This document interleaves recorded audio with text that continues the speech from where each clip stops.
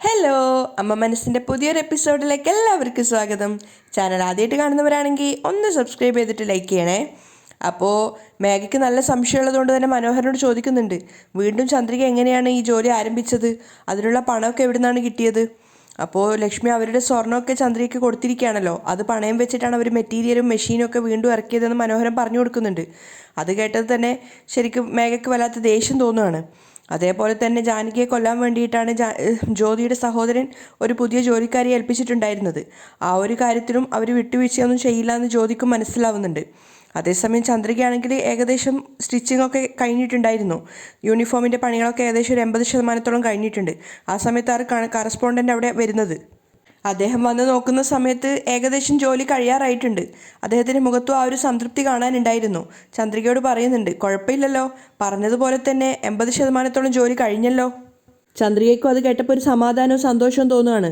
അവൾ പറയുന്നുണ്ട്, അതെ സർ, ഇനി ഒരൊറ്റ ദിവസം മാത്രം കിട്ടിയാൽ മതി, ബാക്കിയുള്ള മുഴുവൻ ജോലിയും ഞങ്ങൾ ചെയ്തു തീർക്കും. ശരി, സമാധാനത്തോടെ നാളത്തേക്ക് ജോലിയൊക്കെ തീർക്കുമോളെ. ഞാൻ നാളെ വൈകുന്നേരം ആകുമ്പോഴേക്കും വരാം. എന്നിട്ട് മഹേന്ദ്രനോടും ലക്ഷ്മിയോടും സിദ്ധാർത്ഥനോടൊക്കെ യാത്ര പറഞ്ഞിട്ട് അദ്ദേഹം പോവുകയാണ്. അവരെല്ലാവരും തിരക്ക് പിടിച്ച് വീണ്ടും അവരവരുടെ ജോലികളിലേക്ക് മുഴുകുകയാണ്. അങ്ങനെ പിറ്റേന്ന് നേരം വെളുത്ത സമയത്ത് ഏകദേശം യൂണിഫോമുകളൊക്കെ തയ്ച്ച് കഴിഞ്ഞിട്ടുണ്ടായിരുന്നു. ചന്ദ്രിക ഓരോന്നോരോന്ന് പാക്ക് ചെയ്ത് വെക്കുന്നതൊക്കെ തിരക്കിലാണ്. ആ സമയത്താണ് കറസ്പോണ്ടൻ്റ് അങ്ങോട്ടേക്ക് വന്നത്. എല്ലാ യൂണിഫോമും തയ്ച്ച് കഴിഞ്ഞു, ഇനി പാക്ക് ചെയ്യാനേ ഉള്ളൂ. സാറിന് വേണമെങ്കിൽ ഒന്ന് ചെക്ക് ചെയ്ത് നോക്കാം, ചന്ദ്രിക അദ്ദേഹത്തോട് പറയുന്നുണ്ട്. അത് കേട്ടപ്പോൾ അദ്ദേഹവും ഓരോ യൂണിഫോമായിട്ട് എടുത്തിട്ട് ചെക്ക് ചെയ്ത് നോക്കുകയാണ്. അപ്പോൾ അദ്ദേഹത്തിന് ഭയങ്കര സന്തോഷമായിട്ടുണ്ടായിരുന്നു. കാരണം തിരക്ക് പിടിച്ച് ചെയ്തത് കാരണം ഇവർ എന്തെങ്കിലും വിട്ടുവീഴ്ച ചെയ്തിട്ടുണ്ടാവോ എന്നൊക്കെ ഒരു ഭയം ഉണ്ടായിരുന്നു. പക്ഷേ ഓരോ യൂണിഫോമും നോക്കുന്ന സമയത്ത് ഒക്കെ നല്ല നീറ്റ് ആൻഡ് ക്വാളിറ്റി ഉള്ളതാണ്. അത് ചന്ദ്രികയോട് അദ്ദേഹം പറയുന്നുമുണ്ട്. പെർഫെക്റ്റ് ആയിട്ടാണ് സ്റ്റിച്ച് ചെയ്തിട്ടുള്ളത്. ഇന്ന് വൈകുന്നേരം തന്നെ ഡെലിവറി ചെയ്തോളൂ. തീർച്ചയായിട്ടും സർ, ചന്ദ്രിക പറയാണ്. ആ സമയത്ത് അദ്ദേഹം പോയിട്ട് ചെക്ക് എഴുതുന്നുണ്ടായിരുന്നു. ചന്ദ്രികയാണെങ്കിൽ ബാക്കിയുള്ള യൂണിഫോമൊക്കെ പാക്ക് ചെയ്ത് വെക്കുകയാണ്. ചെക്ക് എഴുതിയിട്ട് അദ്ദേഹം ചന്ദ്രികയ്ക്ക് കൊണ്ടു കൊടുക്കുകയാണ്. ഇതാ ചന്ദ്രിക, ഇതിൽ ബാക്കിയുള്ള എമൗണ്ട് ഉണ്ട്, നോക്കൂ. അത് വാങ്ങിയിട്ട് ചന്ദ്രിക നോക്കിയ സമയത്ത് അവൾ സംശയത്തോട് ചോദിക്കുന്നുണ്ട്, സർ, ബാക്കിയുള്ള ബാലൻസ് 50,000 മാത്രമല്ലേ ഉണ്ടായിരുന്നുള്ളൂ, ഇതിൽ 2,00,000 ആണല്ലോ എഴുതിയിരിക്കുന്നത്. അപ്പോൾ അദ്ദേഹം പുഞ്ചിരിച്ചുകൊണ്ട് പറയുന്നുണ്ട്, ചന്ദ്രിക, നീ അറിഞ്ഞോ അറിയാതെയോ ഒരു തെറ്റ് ചെയ്തു. ആ ഒരു കാരണം പറഞ്ഞ് ഞാൻ നിന്നെ കുറ്റപ്പെടുത്തില്ല, നീ നന്നായി വരണം. അപ്പോൾ ചന്ദ്രിക പുഞ്ചിരിക്കുകയാണ്. അപ്പോൾ അദ്ദേഹം പറയുന്നുണ്ട്, അതാണ് എൻ്റെ ആഗ്രഹം. അതുകൊണ്ട് തന്നെ അടുത്ത വർഷവും യൂണിഫോം തയ്ക്കാനുള്ള ഓർഡർ ഞാൻ നിങ്ങൾക്ക് തന്നെ തരാനാണ് ആഗ്രഹിക്കുന്നത്. അത് കേട്ട സമയത്ത് ചന്ദ്രിക ശരിക്കും വണ്ടടിച്ചു പോയിട്ടുണ്ടായിരുന്നു. ഈ എമൗണ്ട് അതിനുള്ള അഡ്വാൻസ് ആയിട്ട് വെച്ചാൽ മതി. അദ്ദേഹം പറഞ്ഞത് കേട്ടതും ചന്ദ്രിക ഞെട്ടിത്തരിച്ചു പോവുകയാണ്. കാരണം ഇത്രയും വലിയൊരു വർക്ക് കണ്ടിന്യൂസ് ആയിട്ട് കിട്ടുക എന്നുള്ളത് അത്രയും വലിയൊരു ഭാഗ്യം തന്നെയായിരുന്നു. ഒരുപാട് നന്ദിയുണ്ട് സർ, ചന്ദ്രിക അദ്ദേഹത്തോട് പറയാണ്. ശരി, വൈകുന്നേരം ആകുമ്പോഴേക്കും ഡെലിവറി ചെയ്യട്ടോ. ശരി, ആയിക്കോട്ടെ. അദ്ദേഹം അവിടുന്ന് പോയ ഉടനെ തന്നെ ചന്ദ്രിക വേഗം മഹേന്ദ്രൻ്റെയും ലക്ഷ്മിയുടെയും സിദ്ധാർത്ഥിൻ്റെയും മലറിൻ്റെയൊക്കെ അടുത്തേക്കാണ് പോകുന്നത്. അവരൊക്കെ പാക്ക് ചെയ്യുന്ന തിരക്ക് തന്നെയാണ്. ചന്ദ്രിക സന്തോഷത്തോടെ മഹേന്ദ്രനോട് പറയുന്നുണ്ട്, അച്ഛാ, കറസ്പോണ്ടൻ്റ് സാറ് 2,00,000 രൂപയുടെ ചെക്ക് തന്നിട്ടാണ് പോയത്. അപ്പോൾ എല്ലാവരും അതിശയിച്ചു പോവാണ്. എന്തിനാ 2,00,000 രൂപയുടെ 50,000 എനിക്ക് തരാനുള്ളൂ എന്ന് വിചാരിച്ചിട്ട് മഹേന്ദ്രൻ ചോദിക്കുകയും ചെയ്യുന്നുണ്ട്. അതെന്തിനാ 2,00,000 രൂപയുടെ ചെക്ക് തന്നത്, 50,000 അല്ലേ അദ്ദേഹം തരാനുണ്ടായിരുന്നുള്ളൂ. സിദ്ധാർത്ഥും അത് തന്നെയാണ് ചോദിക്കുന്നത്. അപ്പോൾ ചന്ദ്രിക സന്തോഷത്തോടെയും അഭിമാനത്തോടെയും പറയുന്നുണ്ട്, അതെ അച്ഛാ, 50,000 ആയിരുന്നു തരാനുണ്ടായിരുന്നത്. പക്ഷേ അടുത്ത വർഷത്തേക്കുള്ള ഓർഡറും കൂടെ തന്നിട്ട് അതിനുള്ള അഡ്വാൻസും കൂടെ തന്നിട്ടാണ് അദ്ദേഹം പോയത്. അത് കേട്ടതും ചന്ദ്രികയെ പോലെ തന്നെ അവർക്ക് എല്ലാവർക്കും ഒത്തിരി സന്തോഷമാവുകയാണ്. സിദ്ധാർത്ഥ ചന്ദ്രികയെ അഭിനന്ദിക്കുന്നുമുണ്ട്. അപ്പം തന്നെ മഹേന്ദ്രൻ പറയുന്നുണ്ട്, ചന്ദ്രിക, നീ ഈ പണത്തിൽ നിന്നും ഇതുവരെ ജോലി ചെയ്ത എല്ലാവർക്കും വേഗം തന്നെ ശമ്പളം കൊടുക്ക്. ശരി അച്ഛാ, അതുപോലെ തന്നെ ഇതിന് മുന്നേ ജോലി ചെയ്തവരില്ലേ, അവരുടെ ശമ്പളവും കൊടുത്തു തീർക്കണം. ആർക്കും ശമ്പളമൊന്നും ബാക്കി വെക്കണ്ട. ശരി അച്ഛാ, ചന്ദ്രിക സന്തോഷത്തോടെ പറയാണ്. അവർക്ക് എല്ലാവർക്കും പറഞ്ഞറിയിക്കാനാവാത്ത സന്തോഷം ഉണ്ടായിരുന്നു. കാരണം വലിയൊരു വർക്കാണ് കിട്ടിയിരിക്കുന്നത്. അതിനുശേഷം എല്ലാവരും പാക്കിങ്ങിൻ്റെ കാര്യമായിട്ട് ധൃതിപ്പെട്ട് ചെയ്തുകൊണ്ടിരിക്കുകയാണ്, വൈകുന്നേരം ഡെലിവറി ചെയ്യാൻ വേണ്ടിയിട്ട്. അതിനുശേഷം കാണിക്കുന്നത് മഹേന്ദ്രനും ലക്ഷ്മിയും കൂടിയിട്ട് സിദ്ധുവിൻ്റെയും ചന്ദ്രികയുടെയും ജാതകമായിട്ട് ഒരു ജ്യോത്സ്യൻ്റെ അടുത്ത് വന്നിരിക്കുകയാണ്. അദ്ദേഹം അത് വാങ്ങി നോക്കിയതിന് ശേഷം മഹേന്ദ്രനോട് പറയുന്നുണ്ട്, ഈ 2 ജാതകങ്ങൾ തമ്മിൽ ചേരില്ല. ഈ പെണ്ണിനെ കല്യാണം നടത്തുകയാണെങ്കിൽ വേറൊരു പുരുഷനെ നോക്കുന്നതായിരിക്കും നല്ലത്. ആദ്യത്തെ ജ്യോത്സ്യൻ പറഞ്ഞതുപോലെ തന്നെയാണ് രണ്ടാമത്തെ ആളും പറഞ്ഞിരിക്കുന്നത്. അത് കേട്ടപ്പോൾ ലക്ഷ്മി ആകെ ഒന്ന് അപ്സെറ്റ് ആവുന്നുണ്ട്. അപ്പോൾ ഈ ജ്യോത്സ്യനും പറയാണ്, ഇവരെ രണ്ടുപേരെയും തമ്മിൽ കല്യാണം നടത്തി കഴിഞ്ഞാൽ തീർച്ചയായിട്ടും നിങ്ങളുടെ പേരക്കുട്ടിയുടെ ജീവൻ അത് ആപത്തായിരിക്കും. അത് കേട്ട സമയത്ത് രണ്ടുപേരും സങ്കടത്തോടെ മുഖത്തോട് മുഖം നോക്കുകയാണ്. മഹേന്ദ്രൻ ജ്യോത്സ്യനോട് ചോദിക്കുന്നുണ്ട്, സ്വാമി, എന്താ നിങ്ങൾ ഈ പറയുന്നത്? അപ്പോൾ അദ്ദേഹം പറയുന്നുണ്ട്, ജാതകത്തിലുള്ളതാണ് ഞാൻ ഈ പറഞ്ഞത്. അവർ രണ്ടുപേരും സങ്കടത്തോടെയാണ് അവിടുന്ന് പോകുന്നത്. അപ്പോൾ ആ സമയത്ത് ലക്ഷ്മി മഹേന്ദ്രനോട് പറയുന്നുണ്ട്, എന്താ ഏട്ടാ ഇത്, ജ്യോത്സ്യർ എന്താ ഇങ്ങനെയൊക്കെ പറയുന്നത്? അപ്പോൾ മഹേന്ദ്രൻ ലക്ഷ്മിയെ സമാധാനിപ്പിക്കാൻ പറയുന്നുണ്ട്, ഇദ്ദേഹം അത്ര പേര് കേട്ട വലിയ പ്രശസ്തിയുള്ള ജ്യോത്സ്യരൊന്നും അല്ലല്ലോ. എനിക്ക് വേറൊരു പ്രശസ്തനായ ജ്യോത്സ്യരെ അറിയാം. അദ്ദേഹം പറഞ്ഞതുപോലെ തന്നെ സംഭവിക്കും. നമുക്ക് അദ്ദേഹത്തെ പോയിട്ടൊന്ന് കാണാം, വാ. ലക്ഷ്മിയും സമാധാനത്തോടെയാണ് പോകുന്നത്. അങ്ങനെ അവർ രണ്ടുപേരും നേരെ പോയത് അടുത്ത ജ്യോത്സ്യരെ കാണാൻ വേണ്ടിയിട്ടാണ്. അദ്ദേഹം പ്രായം ചെന്നൊരു വ്യക്തിയായിരുന്നു. അങ്ങനെ രണ്ടുപേരുടെയും ജാതകം എടുത്തിട്ട് ലക്ഷ്മി തന്നെയാണ് കൊടുക്കുന്നത്.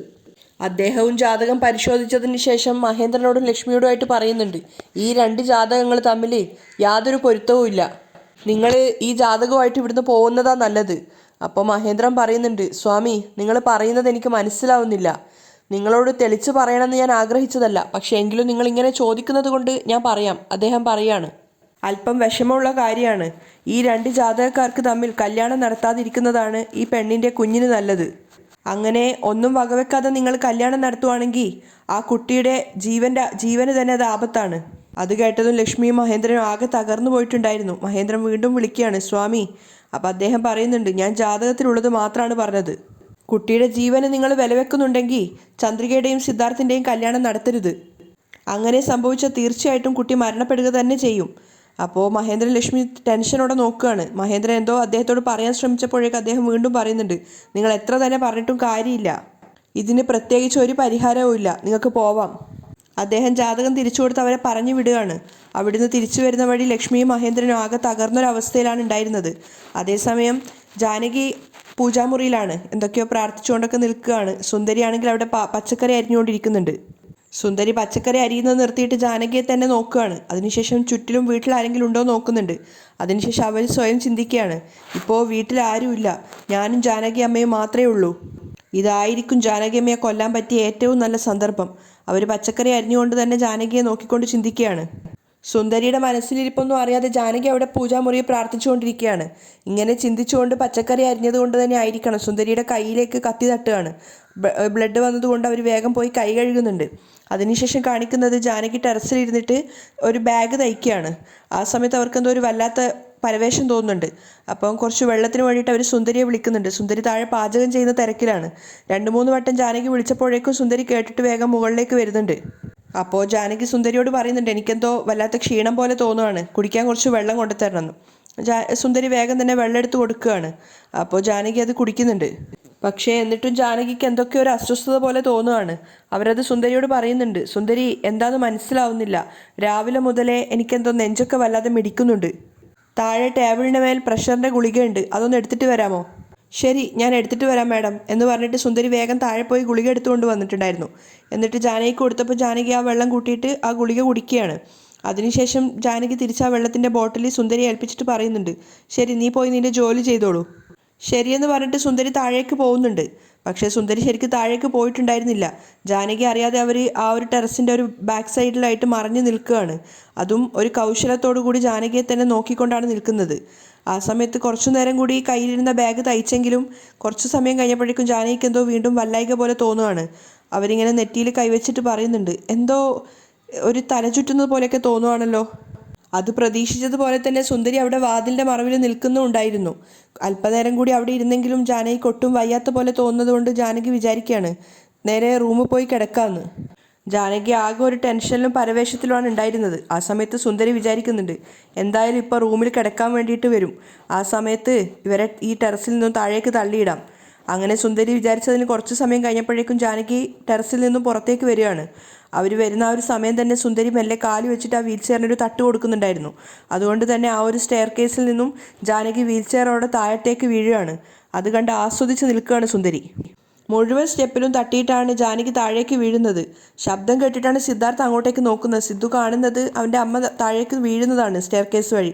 അവൻ ഓടിയിട്ട് അമ്മയുടെ അടുത്തേക്ക് പോവുകയാണ്. അമ്മ എന്ത് പറ്റി അമ്മ എന്ന് ചോദിച്ചിട്ട് പോകുന്നുണ്ട്. എന്നിട്ട് വേഗം ജാനകിയെ പിടിച്ച് എഴുന്നേൽപ്പിക്കുകയാണ്. ആ സമയത്ത് സുന്ദരി മുകളിലുണ്ടായിരുന്നു. അവസാന നിമിഷം അവൻ രക്ഷിക്കാൻ വന്നിരിക്കുന്നു. സുന്ദരിക്ക് ദേഷ്യം വന്നിട്ടുണ്ടായിരുന്നു. അപ്പോൾ സിദ്ധു ജാനകിയോട് ചോദിക്കുന്നുണ്ട്, അമ്മ എന്തെങ്കിലും പറ്റിയോ? അപ്പോൾ വേദനയോടെ ജാനകി പറയുന്നുണ്ട്, ഞാൻ മെല്ലെയാണ് മോനെ വന്നത്, പക്ഷേ എന്നെ പിന്നീന്ന് ആരോ പിടിച്ച് തള്ളിയതുപോലെ തോന്നി. അത് കേട്ടതും സിദ്ധാർത്ഥും സംശയത്തോടെ മുകളിലേക്ക് നോക്കുകയാണ്. പക്ഷേ സുന്ദരി അവിടെ മറഞ്ഞു നിന്നിട്ടാണ് ഉണ്ടായിരുന്നത്. അപ്പോൾ ജാനകി വീണ്ടും ആവർത്തിക്കുന്നുണ്ട്, അതേ മോനെ, എന്നെ ആരോ പിന്നീന്ന് തള്ളിയതുപോലെ തന്നെ എനിക്ക് തോന്നുന്നത്. സിദ്ധാർത്ഥ് സംശയത്തോടെ ചിന്തിക്കുകയാണ്. അങ്ങനെ ആരാ അമ്മയെ തള്ളിവിടേണ്ടത്? ശരി, വാ എഴുന്നേക്ക്. അവൻ ജാനകിയെ പിടിച്ച് എഴുന്നേൽപ്പിച്ച് അവിടെ മാറ്റിയിരുത്തിയിട്ടുണ്ടായിരുന്നു. എന്നിട്ട് വേഗം ടെറസിൻ്റെ മുകളിലേക്ക് പോയി നോക്കുകയാണ്. ഇനി അമ്മയുടെ സംശയം പോലെ മുകളിൽ ആരെങ്കിലും ഉണ്ടോ എന്ന് അറിയാൻ വേണ്ടിയിട്ട്. സിദ്ധു ടെറസിൻ്റെ മുകളിൽ പോയിട്ട് എല്ലായിടവും നന്നായിട്ട് പരിശോധിച്ചിട്ടുണ്ടായിരുന്നു. പക്ഷേ സുന്ദരി അവനവിടെ കാണാൻ പറ്റിയിട്ടുണ്ടായിരുന്നില്ല. സിദ്ധു സംശയത്തോടെ തന്നെയാണ് താഴെ വന്നിട്ട് വീണ്ടും ജാനകിയോട് പറയുന്നത്, അമ്മ മുകളിൽ ആരും ഇല്ലല്ലോ അമ്മ. അത് കേട്ടതും ജാനകിയും വിചാരിക്കുന്നുണ്ട് എന്തായാലും തന്നെ ആരോ തള്ളിയിട്ടതാണെന്ന് അവർക്ക് ഉറപ്പുണ്ടായിരുന്നു. അപ്പോൾ സിദ്ധു ചോദിക്കുന്നുണ്ട്, അമ്മയ്ക്ക് ആരുടെയെങ്കിലും മേലെ സംശയമുണ്ടോ? ഏയ്, അങ്ങനെ സംശയമൊന്നുമില്ല സിദ്ധു. പക്ഷേ ആരോ തള്ളിയതുപോലെ തന്നെയാണ് എനിക്ക് തോന്നിയത്. ഒരുപക്ഷെ എൻ്റെ BP ഹൈ ആയതായിരിക്കാം. രാവിലെ തൊട്ടേ തല ചുറ്റി താഴെ വീഴുന്നത് പോലെ തന്നെ തോന്നിക്കൊണ്ടിരിക്കുക. ഒരുപക്ഷെ BP കൂടിയത് കൊണ്ടാണോ വീണതെന്ന് അറിയില്ല. അതുകൊണ്ടായിരിക്കാം ആരോ തള്ളിയിട്ടതുപോലെ എനിക്ക് തോന്നിയത്. അപ്പോൾ സിദ്ധു അമ്മയോട് പറയുന്നുണ്ട്, എന്താ അമ്മ ഇങ്ങനെ? നിങ്ങളൊരു പേഷ്യൻ്റാന്നുള്ള കാര്യം അമ്മ മറക്കരുത്. മര്യാദയ്ക്ക് മരുന്ന് കഴിക്കുകയെങ്കിലും ചെയ്തൂടെ? അപ്പോൾ ജാനകിയും പറയുന്നുണ്ട്, അതേ മോനെ, ഇടയ്ക്ക് ഒരാഴ്ചയോളം ടാബ്ലറ്റ് കഴിക്കാതിരുന്നിട്ടുണ്ടായിരുന്നു. എന്താ അമ്മ ഇങ്ങനെ? ടാബ്ലറ്റ് കഴിക്കാതിരുന്നു കഴിഞ്ഞാൽ പ്രഷറൊക്കെ കൂടുന്നുള്ളത് അമ്മയ്ക്ക് അറിയാവുന്നതല്ലേ? എത്രയെന്ന് വെച്ചാൽ അമ്മ പറയുക എന്നൊക്കെ പറഞ്ഞ് സിദ്ധു ഇങ്ങനെ പരിഭവത്തോടെ ജാനകിയെ പിടിച്ച് എഴുന്നേൽപ്പിക്കുകയാണ്. എന്നിട്ട് അവൻ തന്നെ തൻ്റെ കൈകളിൽ കോരിയെടുത്തിട്ട് അമ്മയെ മുറിയിലേക്ക് കൊണ്ടുപോയിട്ടുണ്ടായിരുന്നു. ജാനകിക്ക് മുകളിൽ നിന്ന് വീണതുകൊണ്ട് തന്നെ നല്ല വേദന ഉണ്ടായിരുന്നു. സിദ്ധാർത്ഥ് അവരെ കൊണ്ടുപോയിട്ട് അവിടെ ബെഡിൽ കിടത്തുകയാണ്. എന്നിട്ട് പറയുന്നുണ്ട്, എന്തെങ്കിലും ആവശ്യമുണ്ടെങ്കിൽ എന്നെ വിളിച്ചാൽ മതി. എന്നിട്ട് സിദ്ധു പുറത്തേക്ക് പോവുകയാണ്. ജാനകിക്ക് നല്ല വേദന ഉണ്ടായിരുന്നു വീണതുകൊണ്ട് തന്നെ. പക്ഷെ ഒന്നും അറിയാത്തതുപോലെ സുന്ദരി വീണ്ടും പാചകം ചെയ്യാൻ ആരംഭിച്ചിട്ടുണ്ടായിരുന്നു. അതേസമയം മഹേന്ദ്രനും ലക്ഷ്മിയും അടുത്ത ജ്യോത്സ്യരെ തേടി പോയിട്ടുണ്ടായിരുന്നു. അദ്ദേഹവും വീണ്ടും ജാതകമൊക്കെ പരിശോധിക്കുകയാണ്.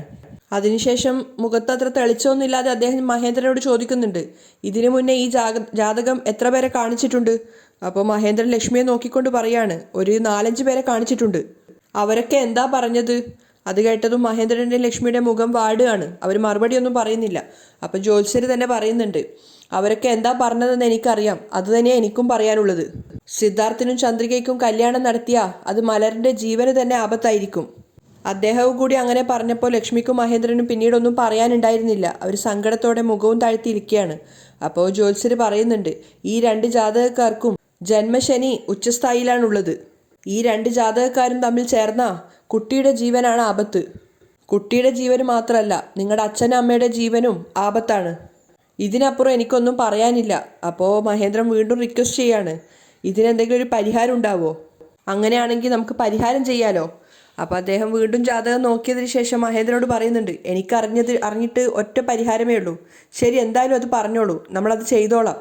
മഹേന്ദ്രൻ പറഞ്ഞപ്പോൾ അയാൾ പറയുന്നുണ്ട്, ഇതിനേക്കാളും നല്ലത് ചന്ദ്രികയുടെയും സിദ്ധാർത്ഥിൻ്റെയും കല്യാണത്തിൻ്റെ പൊരുത്തം നോക്കുന്നത് നിങ്ങൾ അവസാനിപ്പിക്കുന്നതായിരിക്കും. കുഞ്ഞിൻ്റെ ജീവനെ അത് വലിയ ആപത്ത് തന്നെ ആയിരിക്കും. അവർക്ക് 2 പേർക്കും കല്യാണം നടത്തണമെന്നുള്ള നിങ്ങളുടെ ആഗ്രഹം നിങ്ങൾ മുഴുവനായിട്ട് മറന്നേക്ക്. അതുമാത്രമാണ് എനിക്കറിയാവുന്ന ഒരേ ഒരു പരിഹാരം. ഞാൻ പണത്തിന് വേണ്ടിയിട്ട് കള്ളം പറയുന്നൊരു വ്യക്തിയല്ല. സത്യം എന്താണോ അത് പറഞ്ഞു എന്നേ ഉള്ളൂ. ഇനി എനിക്ക് പ്രത്യേകിച്ചൊന്നും പറയാനില്ല. അദ്ദേഹവും ജാതകം തിരിച്ചു കൊടുത്തിട്ട് ദക്ഷിണയും വാങ്ങിയിട്ട് അവിടുന്ന് പോവുകയാണ്.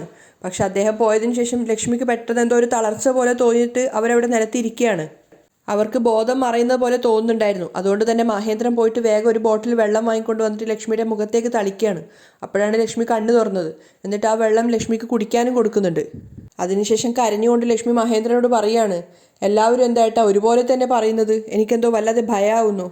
മഹേന്ദ്രൻ അവരെ സമാധാനിപ്പിക്കുന്നുണ്ട്. ലക്ഷ്മി കരയല്ലേ ലക്ഷ്മി, നമ്മൾ കുമ്പിടുന്ന ദൈവം ഒരിക്കലും നമ്മളെ കൈവിടില്ല.